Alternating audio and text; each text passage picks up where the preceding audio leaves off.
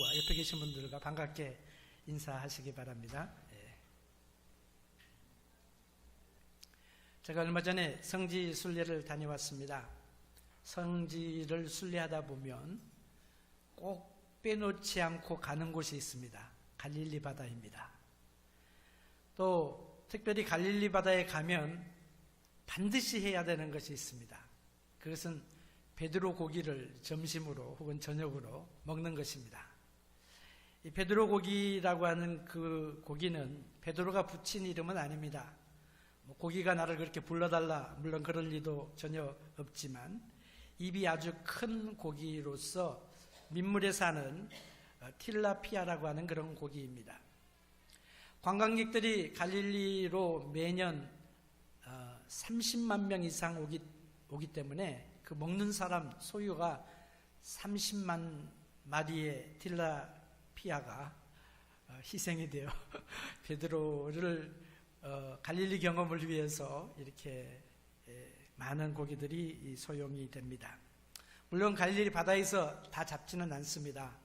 배양을 해서 인공 배양을 해서 가져온 그런 고기인데 고기 맛은 별로 없습니다. 그런데 그 베드로 고기를 먹으면서 주님과 베드로를 생각하게 되는 그런 은혜를 받게 되는 것입니다.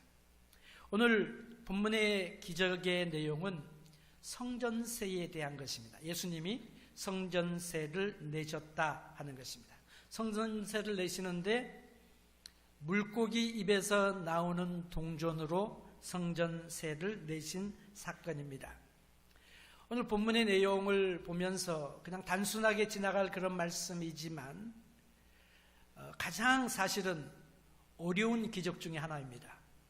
확률상으로 봤을 때에 일어나는 확률이 거의가 아니라 완전히 불가능한 기적이 바로 본문의 기적입니다.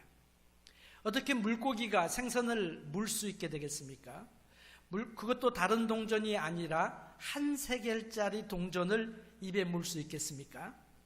한 세겔 동전은 일반적으로 통용되는 그런 동전이라기보다는 특별한 용도로 사용되어지는 그런 동전입니다. 그래서 개수도 작은데 그 개수가 작은 그 한 세겔 동전을 물고기가 입에 물었다. 누가 그 귀한 동전을 갈릴리 바다에 떨어뜨렸을까요? 그 쉽지 않은 일이거든요. 요즘처럼 유람선을 타는 사람이 카메라 떨어뜨릴 수는 있지만 그때 당시야 유람선도 없었을 테니까. 그리고 한 세겔은 사실 굉장히 많은 돈입니다. 그걸 누가 떨어뜨리겠어요? 그리고 그 물고기가 한 세겔을 묻는 물고기가 어떻게 그 시간에 베드로가 낚시질하는 그 시간에 베드로에게로 왔을까요? 그리고 어떻게 첫 번째 고기가 되었을까요? 베드로가 그것을 열었을 때에 그 한 세겔을 발견하게 되었습니다. 이걸 확률로 따지면요 불가능입니다. 임파서블한 일입니다. 그런데 불가능을 가능케 하시는 예수 그리스도의 능력을 여기서 보여주시는 것입니다. 오늘 본문 말씀을 우리가 읽으면서 그냥 지나치는 말씀입니다. 재미로 그냥 읽는 말씀입니다. 별로 중요해 보이지 않는 말씀입니다. 그러나 이 본문 속에 사실은 신앙생활이 무엇인가를 보여주십니다. 복음이 무엇인지를 보여주십니다. 예수님이 우리를 얼마나 사랑하신지를 보여주시는 사건입니다. 베드로와 주님 사이가 얼마나 긴밀한 그런 관계인지를 우리들에게 보여줍니다. 그래서 나와 너를 위하여 주라 하신 이 말씀을 제가 이 말씀을 읽으면서 새롭게 충격을 받았어요. 여기에 신앙생활의 비밀이 있는 것을 우리가 깨닫고 생활의 원리를 우리가 감추인 보화를 함께 찾아보는 시간이 됐으면 좋겠습니다. 자, 나와 너를 위하여 주라 주님의 말씀이죠. 이 주님께서 말씀하신 나와 너를 위하여 주라고 말씀하신 예수 그리스도는 첫 번째로 자유하신 분이라고 하는 것을 보여주십니다. 예수님은 자유자입니다. 예수님은 자유자이십니다. 본문의 핵심은요 베드로 고기도 아닙니다. 동전도 아닙니다. 오늘 본문의 핵심은 예수 그리스도가 하나님이시다 하는 사실을 보여주시는 것입니다. 베드로가 이제 가버나움에 들어가게 되었습니다. 가버나움에는 베드로 장모의 집이 있습니다. 거기에 예수님께서 그 집에 유하셨을 것 같아요. 그리고 가버나움이 예수님 갈릴리 사역의 헤드코어처럼 그렇게 쓰임을 받습니다. 그런데 성전세를 거두는 사람이 베드로를 만났어요. 베드로에게 물어봅니다. 왜 예수님은 성전세 안 내시느냐? 라는 그 질문을 받았습니다. 반세겔 받는 사람이라는 말로 성경은 표현하고 있습니다. 반세겔이라고 하는 말은 디주라크마입니다. 다른 말로 하면 두 주라크마를 말합니다. 한 주라크마는 헬라 사람들이 노동자가 하루에 받는 임금입니다. 데나리온과 같은 그런 비슷한 내용이죠. 그래서 두 주라크마를 반세겔이니까 한 세겔은 얼마예요? 4주라크마가 되는 거죠. 4일 동안의 임금이 되는 것입니다. 그런데 왜 하필 반세겔을 내느냐 하는 거죠. 반세겔을 내는 것은 이거는 로마에 내는 세금이 아닙니다. 이 돈은 성전에 내는 것입니다. 성전세입니다. 이스라엘 백성들이 출애굽한 다음에 시내산에서 인구조사를 합니다. 그래서 이들이 애굽에서 태어난 이들이 하나님의 은혜 가운데 애굽에서 죽지 아니하고 살아서 출애굽을 했고 홍해를 건넜고 그리고 시내산까지 오게 되었습니다. 옛날에는 노예였습니다. 그러나 이제는 자유자가 되었습니다. 그래서 인구를 계수할 때에, 군사들을 계수할 때에, 20세 이상 되는 사람들을 계수할 때에 하나님께서 그들에게 명령하신 명령이 뭐냐면 너희들은 내가 너희를 구원해 주었으니까 이제 하나님께 속전을 내라 그랬습니다. 속전이라고 하는 것은 구원받은 것에 대한 감사를 말하는 것입니다. 그래서 양을 바쳤던 것과 같이 이들이 하나님께 의무적으로 바치도록 되어져 있었습니다. 이것이 바벨론 포로 생활 후에 느헤미야 10장에 보면 반세겔이 아니라 3분의 1세겔로 줄여서 조금 탕감해 주었습니다. 예수님 당시에도 역시 이 반세겔 혹은 3분의 1세겔을 그들이 내게 되었습니다. 근데 원래 그냥 내는 것이 아니라 6월절 전 봄에 아달월 15일에 이제 내도록 그렇게 되어 있어요. 성전 유지를 위해 사용하는 돈입니다. 반세겔 받는 자들이에요. 우리 돈으로 계산하면 반세겔이니까 한 2주라크마 2일분의 노동자의 봉급이 되겠습니다. 예수님 보고 왜 예수님 안 내시냐라고 물었을 때 베드로가 언뜻 대답을 합니다. 대답할 때 아마 생각을 좀 했을 거예요. 대답을 하기를 예수님이 내실 거야 그렇게 이야기를 하고 예수님께로 왔습니다. 예수님께로 와가지고 그 말씀을 예수님께 드리려고 오는데 베드로가 예수님께 말씀을 드리기 전에 오늘 본문에 보니까 예수님이 먼저 가라사대 그랬습니다. 예수님이 베드로에게 질문을 하셨습니다. 뭐라고 질문하셨느냐? 모든 것들을 아시는 그 예수님께서 베드로에게 질문하심으로 이 문제에 대한 해결을 이제 예수님이 풀어가시는 것입니다. 베드로에게 말씀해 주시는 것입니다. 우리가 예수님의 모습을 보면서 무엇을 기억해야 될까요? 예수님은 우리의 모든 것을 아시는구나 라고 우리는 믿어야 합니다. 우리가 예수님께 나올 때 예수님은 우리의 모든 것을 다 아십니다. 우리가 예수님께 나와서 기도합니다. 예수님께 나와서 기도할 때에 기도함으로 인하여 하나님께 나의 어려운 사정을 알려드린다 그렇게 생각하죠. 그러나 사실은 그게 아닙니다. 나의 어려운 사정, 나의 기쁜 사정, 이 모든 것들은 예수님께서 이미 알고 계십니다. 내가 주님께 나오기 전에, 내가 주님께 나와서 예수님이라고 예자를 부르기 전에 예수님께서 먼저 아신다고 하셨습니다. 우리는 예수님께 사건을 설명하기 위해서 나오는 것이 아닙니다. 우리는 예수님께 나와가지고 나 어렵습니다라고 하소연하기 위해서 나오는 것이 아닙니다. 예수님이 이미 다 알고 계시는 것입니다. 예수님께서 질문하십니다. 베드로야, 시몬아, 내 생각은 어떠냐? 예수님께서는 우리의 경험, 우리의 실수를 통하여서 우리로 하여금 생각하고 신앙생활하기를 원하십니다. 우리로 하여금 배우기를 원하십니다. 우리 인생의 여정 속에서 여러 가지 경험들을 우리가 합니다. 그런데 이 여러 가지 경험들을 그냥 지나가지 말라는 것입니다. 내가 경험하는 일들을 한번 생각해 보라고 하는 것입니다. 문제들이 무엇이냐 한번 생각해 보라는 거죠. 예수님이 어떻게 생각하시느냐 한번 생각해 보라는 것이죠. 예수님이 어떻게 생각하실까라고 하는 그런 관점을 가지고 내가 경험하고 있는 문제나 내가 누리는 기쁨이나 행복을 생각해 본다면 우리의 삶의 질이 엄청나게 달라질 것입니다. 베드로에게 예수님께서 물으세요. 한번 생각해 봐라. 그러면서 질문을 던지는데 내 생각은 어떠냐 그렇게 물어보셨죠. 베드로의 생각은 예수님이 성전세를 내신다라고 생각을 했습니다. 내실 것이다. 왜? 예수님은 율법을 잘 지키시는 분이니까. 예수님은 하나님 말씀이라면 그냥 무조건 하시는 분이니까 지키실 것이라고 생각을 했습니다. 주님의 생각은 어떻습니까? 사실은 어떠합니까? 사실은요, 예수님은 성전세로부터 자유하신 분입니다. 성전세를 내실 필요가 없는 분입니다. 성전세로부터 자유하세요. 그때 당시에 랍비나 제사장들 중에서 이렇게 생각하는 사람이 있었습니다. 우리는 제사장이니까, 랍비니까 성전세를 내지 않아도 된다. 그렇게 생각을 했어요. 그런데 사실은 그들은요, 성전세를 내야 되는 사람들입니다. 왜? 이것이 성전에 내는 세금이 아니라 나를 구원해 주신 하나님의 은혜에 대한 감사로 드리는 속전이기 때문에 그렇습니다. 그들은 죄인이고 하나님이 구원하셨다고 하는 것을 믿는다면, 하나님의 선민됨을 믿는다면 당연히 드려야 되는 거죠.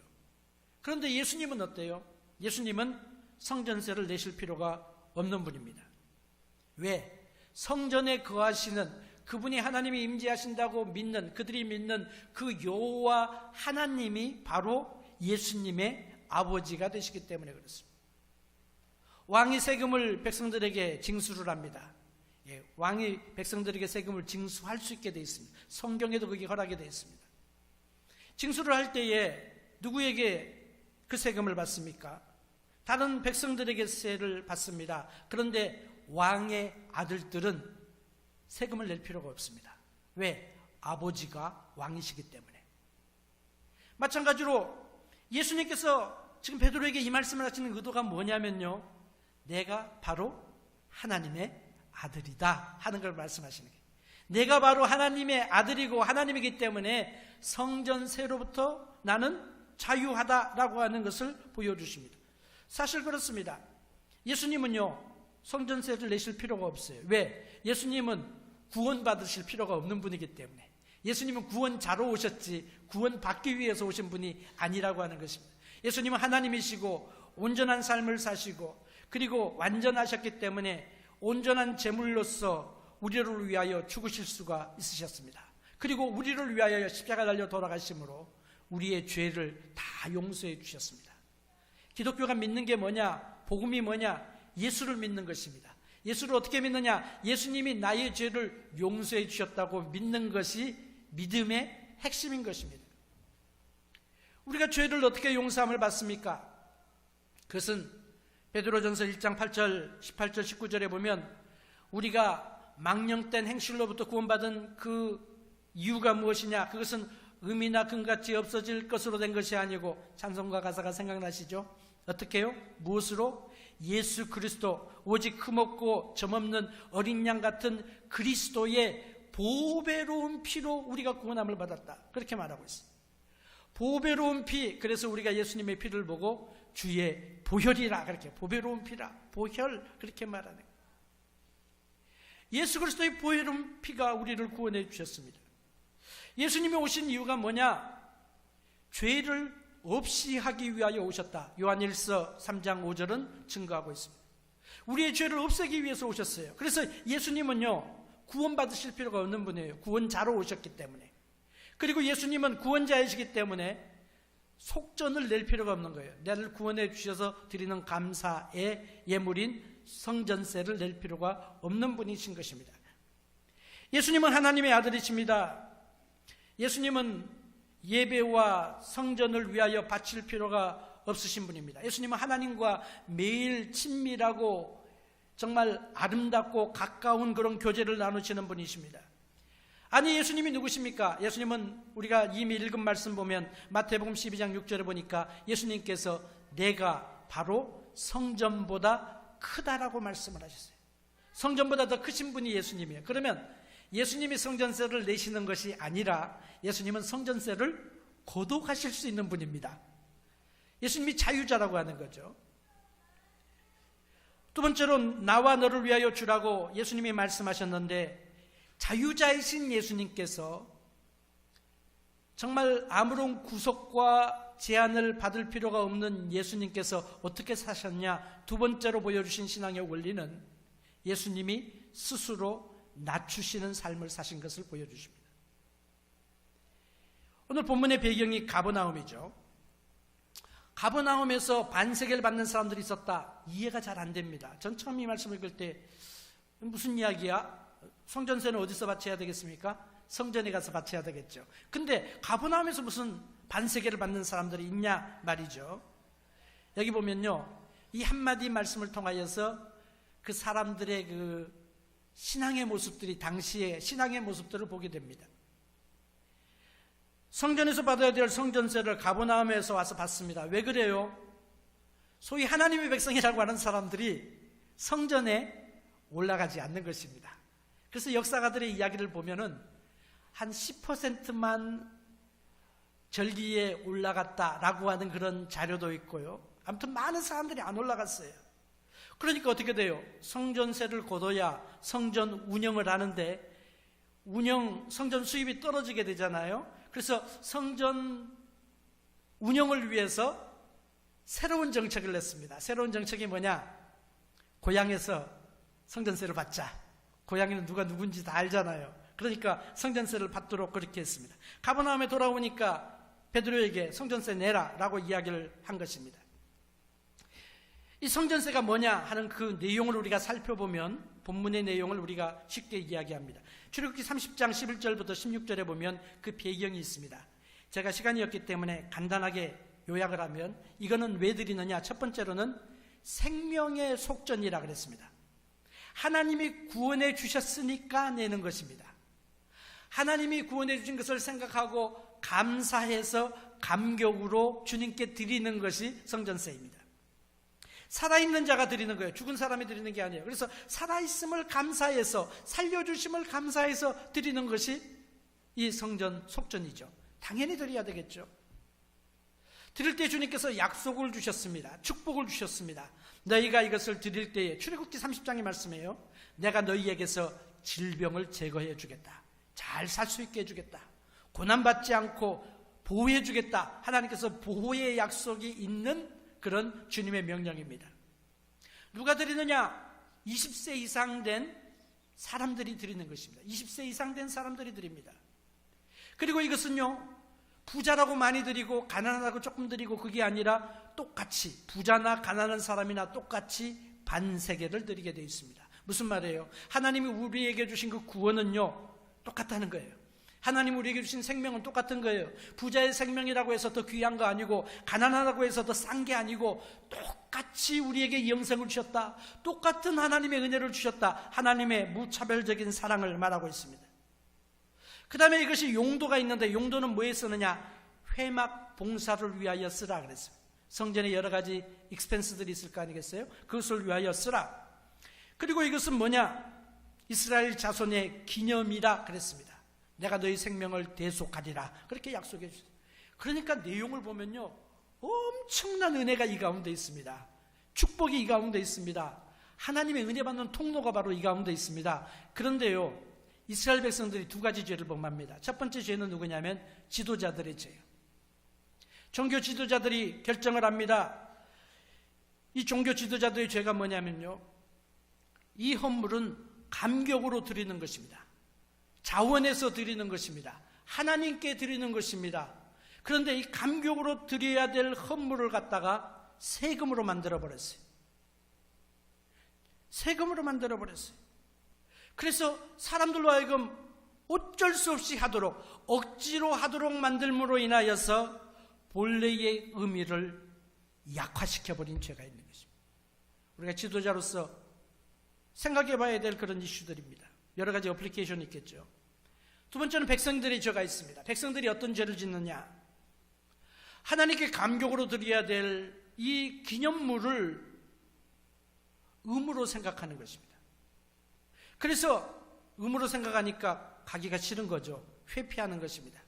성전에 올라가지 않습니다. 왜 성전에 올라가지 않을까요? 마땅히 올라가야 되는데 1년에 3번 이상 올라가야 되는데 왜 안 올라갑니까? 왜요? 인간의 생각을 하나님 중심에서부터 이제 떠나게 되니까 뭐가 되냐면요, 물질 중심이 되는 거예요. 돈 생각하니까 아까운 거예요. 올라가려면 경비 있죠. 올라가서 속전 내야죠. 속전도 적지 않은 돈이잖아요. 속전을 내야죠. 그리고 또 속전을 낼 뿐만 아니라 11조도 내야죠. 막 이렇게 계산을 해보니까 이건 이 돈이 너무 많이 들어서 못 가겠다. 물질을 중심으로 생활하게 되는 거죠. 그 결과가 뭐예요? 하나님이 구원하신 것을 기뻐하고 즐거워하고 감사하고 그 안에서 자유함을 누려야 될 이들이 구원하심을 기념하는 속전을 무시하게 되는 것입니다. 하나님의 은혜를 무시하는 것입니다. 하나님의 구원의 은혜를 약화시키는 것입니다. 그렇게 되니까 어떻게 불순종하게 되는 거죠? 죄를 짓게 되는 거죠? 그들의 삶의 결과가 어떻습니까? 질병과 어려움 속에 살게 되는 것입니다. 악순환이 계속되는 거예요. 악순환. 신앙의 헌신의 원리를 우리가 이해를 해야 됩니다. 그래서 이제는 하나님께서 그들에게 자유를 주셨고 자유자로 세워주셨는데 이제는 뭐처럼 사느냐? 자유자가 아니라 노예처럼 살고 있는 거예요. 노예처럼. 뭐의 노예? 돈의 노예가 되고 물질의 명예의 세상의 탐욕의 정욕의 이런 거 노예로 되어 살아가요. 실제로 그들은 로마의 속국으로 살아가고 있는 것입니다. 우리도 마찬가지예요. 우리가 하나님의 은혜를 생각하고 감격으로 감당해야 될 은혜와 특권들이 우리에게 많이 있습니다. 여러분, 이것을 갖다가 우리가 의무로 생각을 하면 안 돼요. 그러면 신앙이 죽기를 시작하는 거예요. 그리고 우리의 신앙이 약화되게 되는 것입니다. 자, 예수님께서 어떤 분이에요? 예수님은 자유자예요. 예수님은 성전세를 내실 필요가 전혀 없는 분이에요. 그런데 예수님께서 놀라운 행동을 하십니다. 예수님이 누구십니까? 예수님이 율법을 주신 분 아닙니까? 예수님이 말씀 아닙니까? 예수님이 말씀이에요. 말씀이신데 예수님께서 율법을 주신 그분이, 하나님 말씀을 주신 분이 예수님인데 그 예수님께서 율법 아래 태어나시는 것입니다. 율법을 지키실 필요가 없는 분이에요. 하나님이 무슨 율법을 지켜야 돼요? 인간이 지키는 것이죠. 하나님은 거룩하신 분이기 때문에 율법을 지킬 필요가 없어요. 율법은 우리에게 죄가 무엇인지를 보여주는 게 율법이기 때문에 우리가 지켜야 될 것인데, 예수님께서 하나님이시면서 율법 아래 나셨어요. 율법을 지키셨어요. 율법을 완성시키셨어요. 성전세 내실 필요가 없는 예수님임에도 불구하고 예수님 스스로가 하나님의 명령을 따라서 성전세를 내시고 있는 모습을 보여주고 있습니다. 이 말씀 한마디 속에 사실은 예수님 생애의 전체를 요약할 수 있는 진리가 여기에 있습니다. 예수님이 이 땅에 사시면서 어떻게 사셨습니까? 우리가 어떻게 살아야 됩니까? 예수님이 이 땅에 계시면서 사주셨던 그 삶의 모습은요, 아들의 권리를 내려놓는 삶을 사시는 거예요. 아들로서 주장할 권리가 있습니다. 권세가 있습니다. 또 예수님께서는 아들로서 누려야 될 특권들이 있습니다. 그런데 예수님께서 어떻게 돼요? 말씀이 육신이 되어서 우리 가운데 거하셨다고 그랬어요. 하나님이신 창조주가 피조물이 되어서 우리 가운데 우리와 함께 거하시는 거예요. 우리와 함께 거하실 뿐만 아니라 죄인이 받아야 될 세례를 예수님이 받으시는 거예요. 예수님께서 성전세 내실 필요가 없는 성전의 주인이신데, 성전보다 더 크신 분이 예수님이신데 성전세를 내시는 거예요. 예수님이 모든 영예와 권세를 다 누리고 천하만민을 그분의 무릎을 꿇게 하실 분이 그분이시고, 만왕의 왕이시고 만주의 주가 되시는 분이 하나님이신 예수님이신데, 예수님께서 나의 죄를 위하여, 우리 죄를 위하여 십자가에서 죄인처럼 죽으시는 거예요. 죄가 없으신 분이 나 대신에 십자가에 달려 죽으시는 거예요. 예수님의 생애를요, 한마디로 말하면 권리 포기의 여정이었습니다. 예수님은 자기 권리 주장하지 않으셨습니다. 자기 권리 나타내지 않으셨습니다. 다 포기하셨습니다. 누구를 위하여? 나를 위하여 포기하셨습니다. 이 자리에 앉아 계신 여러분 한 분 한 분을 위하여 주님께서 자기의 모든 권리를 다 버리셨어요. 왜 그러셨습니까? 우리를 구원하기 위하여 그렇게 하신 거예요. 여러분 빌 하이블 목사님 아시죠? 윌로우 크릭, 시카고에 있는 윌로우 크릭, 미국의 커링 엣지 처치 중에 하나입니다. 그분이 쓴 책 가운데 위대함으로 내려감, Descending into Greatness라고 하는 책이 있습니다. 위대함으로 내려간다. 말이 좀 안 되는 말이에요. 이분이 지금 그 책을 쓴 그 내용이 뭐냐면 빌립보서 2장을 이제 파라프레이즈한 것입니다. 자기 말로 바꿔 쓴 거예요. 내려간다는 말은 세상적인 관점에서 볼 때 뭡니까? 루저들이 하는 말이죠. 내려가는 건 누굽니까? 실패자들이 하는 거예요. 올라간다는 말은 뭡니까? 성공자들이 하는 것입니다. 잘 나가는 사람들이 하는 것입니다. 근데 빌립보 2장에 보면요, 예수 그리스도가 누구냐에 대해서 바울이 설명하면서 세상의 모든 문화와 세상의 모든 철학과 세상의 모든 사상과 정반대되는 말씀을 하십니다. 예수님께서 하시는 말씀이 무엇입니까? 내가 진실로 위대해지기를 원하느냐? 그러면 내려가라. 내려가야 한다라고 하는 말씀을 하신다는 거예요. 그분의 책의 요지가 바로 그것입니다. 정말로 그렇습니다. 우리가 위대하다라고 말하는 그 위대함은 무엇입니까? 위대함은요, 자기 의지의 크기가 아니에요. 나는 이렇게 큰 꿈을 가지고 있다, 그러므로 나는 위대하다, 이게 세상에 말하는 것입니다. 그러나 주님께서 말하시는 위대함은 그게 아니에요. 위대함은 뭐냐? 자기를 얼마만큼 버리는가, 자기 버림의 크기가 위대함을 결정한다는 거예요. 얼마나 내가 나를 포기하는가, 자기 유기, 나를 버림의 크기가 나의 위대함을 결정하는 것입니다. 세상의 원리는 뭐예요? 많이 가져야 위대해진다. 돈을 많이 벌어야 된다. 높은 지위로 올라가야 된다. 명예를 얻어야 된다. 그리고 그런 사람 좋다 하고 박수치고 따라가고 그분들을 롤 모델로 삼아가지고 우리도 그렇게 되려고 달려가는 것이 세상의 성공의 정의입니다. 그런데 주님이 말씀하시는 주님의 원리는 뭐냐? 더 많이 잃어버릴수록 더 많이 얻는다 하는 것입니다. 나의 야망이 큰 것이 아니라 나의 야망을 버리는 것입니다. 나 자신을 사랑하는 것이 아니라 나 자신 사랑하기를 포기하고 다른 사람을 사랑하는 것을 따라가는 것입니다.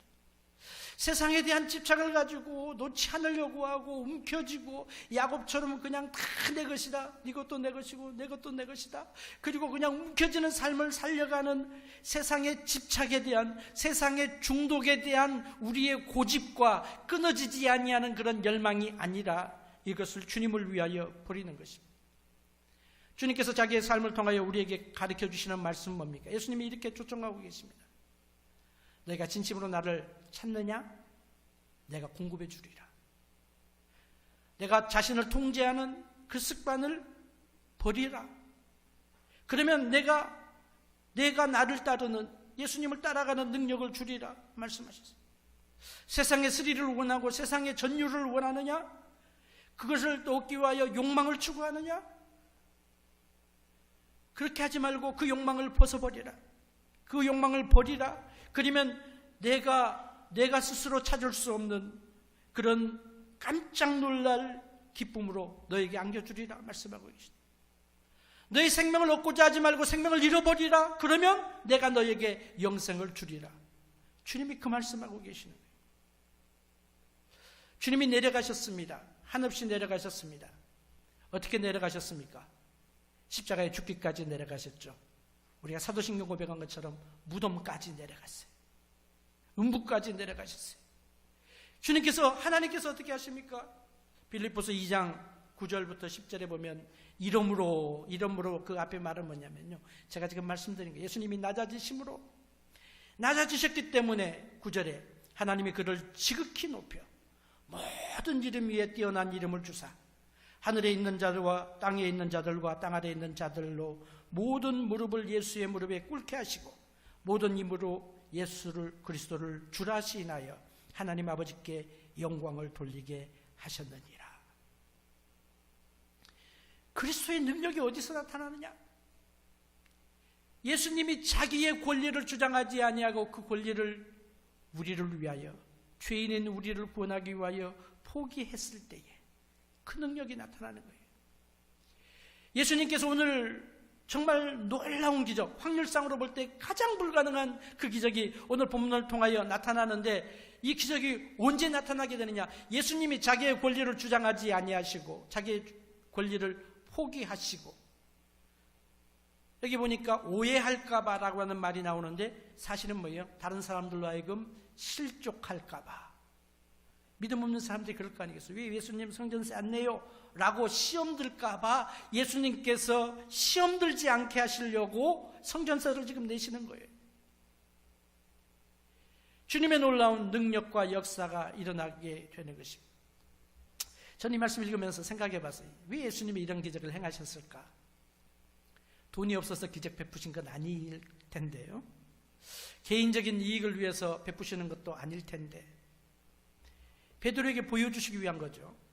다른 제자들은 모르는 거예요. 베드로와 예수님과의 관계에서 일어난 기적입니다.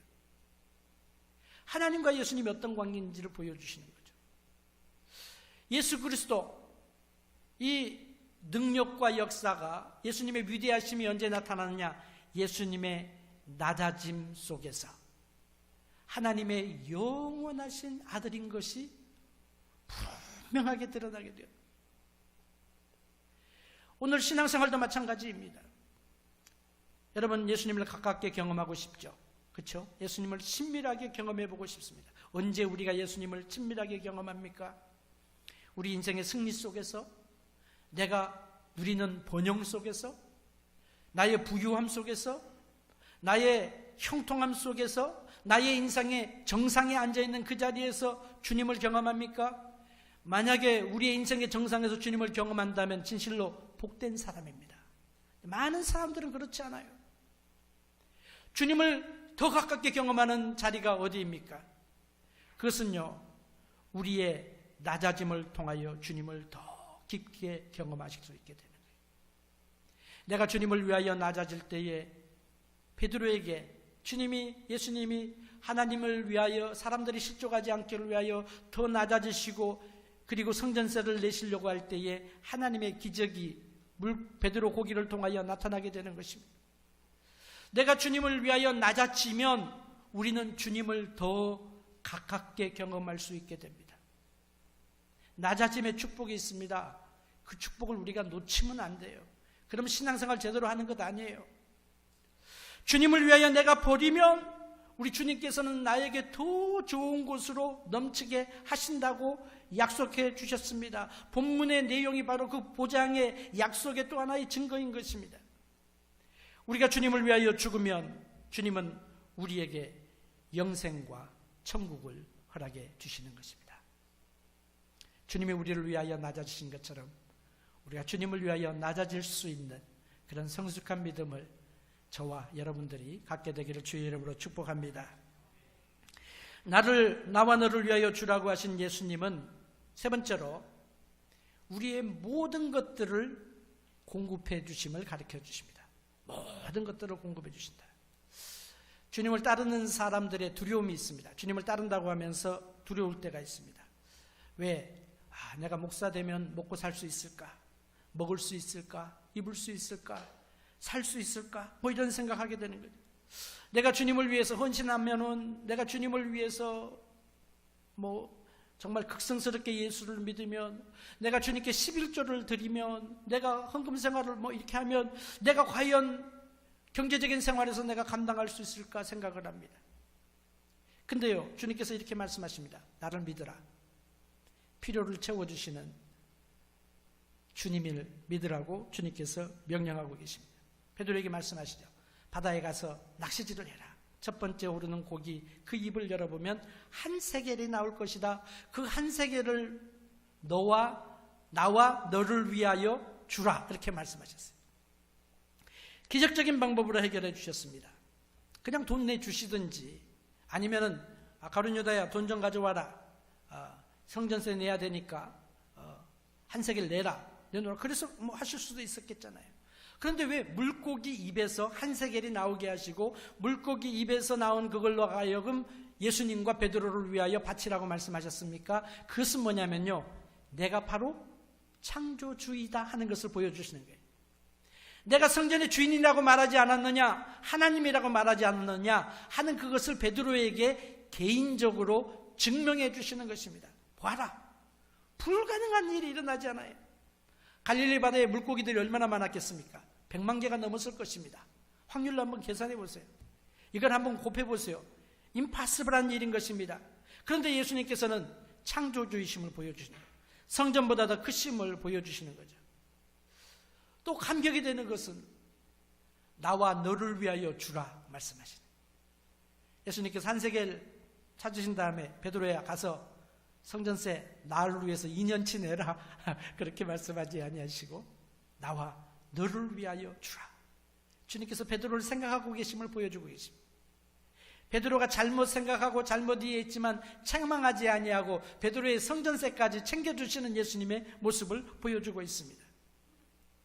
오늘 두 사람이 예수님과 베드로가 성전세를 냈지만 사실은 본질적으로 다른 입장에서 내는 것입니다. 베드로는 죄인이기 때문에 마땅히 죄인으로서 속전을 내야 되는 것이죠. 하나님께 대한 감사합니다. 감사가 늘 새로워야 되는 거죠. 새로운 감사 우리는 드려야 됩니다. 그런데 예수님은 근본이 하나님이시고 죄가 없는 분이기 때문에 성전세를 내지 않아도 되실 분임에도 불구하고 우리를 위하여 내주시는 것입니다. 주님이 우리를 얼마나 사랑하시는지 나와 너를 위하여 주라 하는 이 말씀 속에 농축되어 있다고 저는 봅니다. 나와 너를 위하여. 주님께서 우리의 모든 필요를 다 아시고 모든 필요를 채워주기 위하여 이 땅에 사셨다 하는 것입니다. 예수님의 생애가 바로 그런 것입니다. 우리는 지불하지 못한 빚이 있습니다. 여러분 빚을 가져보신 분이 안 가져보셨기 때문에 잘 모르시겠죠. 빚이 있다고 하는 것은 참 힘든 것입니다. 정말로 어려운 것입니다. 그런데 예수님께서 오셔서 우리가 영적으로 파산당했어요. 더 이상 소망이 없어요. 다 끊어졌어요. 그런데 예수님께서 오셔서 영적으로 파산당한 우리의 빚을 다 지불해 주신 거예요. 예수님이 하신 일입니다. 예수님의 생애는 우리의 육적인 빚을 갚아주실 뿐만 아니라 영적인 빚까지 지불해 주셨습니다. 그 이상의 일을 해주셨습니다. 예수님께서 십자가에 달려 돌아가실 때에 하신 말씀 중에 다 이루었다 그 말씀 있죠. 다 이루었다. 다 이루었다고 하는 말은 영어로 보면 it is finished 그렇게 해석되어져 있습니다만 그 용법과 의미를 보게 되면요 이런 의미입니다. The debt is paid. 빚이 지불되었다 하는 그 말이에요. 바로 나의 죄의 빚, 나의 삶의 빚, 이 빚을 주님께서 다 지불하셨어요. 십자가에서 다 지불하시고 우리로 하여금 자유자로 살아갈 수 있도록 새 출발을 할 수 있도록 새로운 장을 열 수 있도록 새 시대를 살 수 있도록 하나님께서 우리를 위하여 모든 것을 다 이루신 사건이 예수 그리스도의 십자가 사건이라고 하는 거죠. 오늘 본문의 말씀을 읽으면서 재미있는 것은요 본문에 28절이 없다고 하는 것입니다. 28절이 있어야 되는데 28절이 없어요. 예수님의 명령이 나오고 그리고 끝납니다. 결과가 기록되지 않은 성경의 유일한 기적 중에 하나입니다. 유일한 기적이에요. 28절을 만약에 마태가 썼다면 이렇게 썼을 것입니다. 베드로가 주님의 명령을 따라서 바다로 내려갔다. 낚시를 던졌더니 고기가 잡혔더라. 입을 열어보니까 한 세겔이 있더라. 더 많지도 더 적지도 아니하는 딱 한 세겔이었다. 그래서 그 동전을 꺼내다가 예수님께서 하신 말씀을 따라서 예수님과 자기를 위하여 성전세를 바쳤더라. 이렇게 기록이 됐을 터인데 아예 기록이 없어요. 이 기록이 일어났겠습니까? 안 일어났겠습니까? 당연히 일어났죠. 안 일어났으면 성경에 이걸 기록했겠습니까? 마태가 기록할 때 베드로가 야 그거 빼 아마 그랬을 것입니다. 일어났기 때문에 기록한 거죠. 그리고 우리는 어떻게 믿습니까? 열왕기상 8장 56절에 있는 말씀처럼 하나님이 하신 모든 말씀은 다 이루어지기 때문에 하나도 남김없이 다 이루어지기 때문에 예수님이 하신 말씀을 우리는 이루어진 줄로 믿는 것입니다. 다른 설명이 필요가 없는 거죠. 오늘 예수님께서는 큰 사건을 통치하실 뿐만 아니라 지극히 작은 일도 통치하심을 보여주십니다. 우리가 베드로처럼 순종하면 우리도 누릴 수 있는 일상의 축복이라고 생각을 합니다. 우리가 어떻게 베드로의 고기의 기적을 경험할 수 있겠습니까? 베드로 고기의 기적은요, 낮은 대로 임함으로 주시는 기적이라고 생각합니다. 낮은 대로 임할 때 주시는 기적. 주님이 낮은 대로 임하셨기 때문에 허락하신 기적입니다. 이 베드로의 기적은요, 우리의 삶 속에서 매일 경험될 수 있는 것입니다. 이 신앙의 비밀을 깨달은 베드로와 바울은 그렇게 삽니다. 그들이 자유자잖아요. 주님을 위하여 스스로 예수 그리스도의 종이 되었습니다. 매인자가 되었습니다. 그리고 주님을 위하여 살아갑니다. 그 결과가 무엇입니까? 그 결과가 세계 복음화를 이루고 유럽의 복음화를 이루고 수많은 교회들을 세워주고 오늘 또 우리가 그 복음을 받게 되어지는 것 아니겠습니까?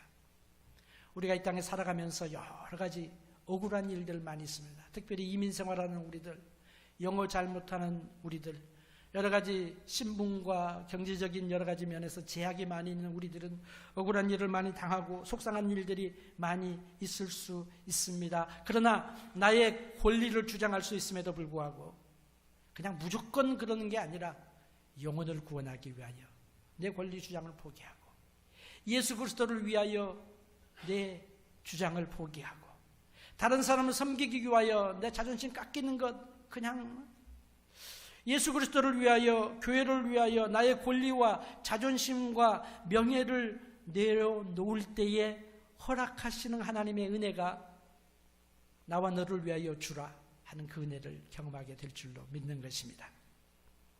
사랑하는 성도 여러분, 내가 공격받을 때에, 억울할 때에, 나의 권리를 주장하고 싶을 때에 겸손하게 머리를 숙이시는 예수님을 생각하게 되시기를 바랍니다. 그리고 겸손하게 베드로의 기적을 행하시는 그 주님을 기억하면서 낮은 대로 흘러내리는 그 주님의 놀라운 은혜, 여러분의 생애 속에서, 저의 생애 속에서 지속적으로 누리는 하나님의 축복의 통로 되시기를 진심으로 소원합니다.